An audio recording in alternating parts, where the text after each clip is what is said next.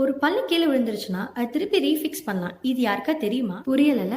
ஆமாங்க, உங்களோட பல்லு ஏதோ ஒரு காரணத்தினால முழுசா கீழே விழுந்துருச்சு. நீங்க உங்க ஃபேவரட் ஸ்போர்ட் விளையாடுறீங்க, இல்லனா ஏதோ ஒரு மைனர் ஆக்சிடென்ட்னால உங்களோட பல்லு முழுசா கீழே வந்துருச்சுன்னா அது திருப்பி ரீஃபிக்ஸ் பண்ணி உயிருள்ள பல்லா நம்மளால கொண்டு வர முடியும். ஒரு 3 சிம்பிள் ஸ்டெப்ஸ் சொல்றேன், நீங்க அதை ஃபாலோ பண்ணிக்கோங்க.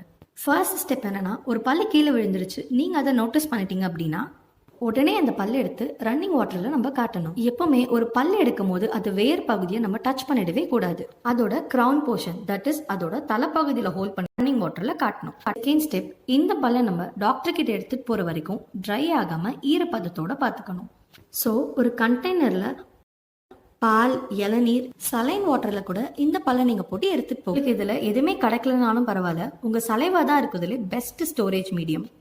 ஸோ நீங்கள் டாக்டர் கிட்ட போகிற வரைக்கும் அந்த பல்ல நம்மளோட சீக் சைட், தட் இஸ் கண்ணம் பகுதியில் பல்ல பிளேஸ் பண்ணிட்டு கூட நீங்கள் டாக்டர் கிட்ட எடுத்துட்டு போகலாம். தேர்ட் ஸ்டெப் தான் இருக்கிறதுலே ரொம்ப முக்கியமான ஸ்டெப். இப்போ இந்த கீழே விழுந்த பல்ல எவ்வளோ நேரத்துக்குள்ள டாக்டர் கிட்ட எடுத்துட்டு போகணும்? 30 minutes to 1 hour நீங்கள் எடுத்துட்டு போய் கொடுத்துட்டீங்கன்னா அவங்க திருப்பி ரீஃபிக்ஸ் பண்ணி விட்டுருவாங்க. ஸோ இதோட சக்ஸஸ் ரேட் ரொம்பவே அதிகமாக இருக்கும்.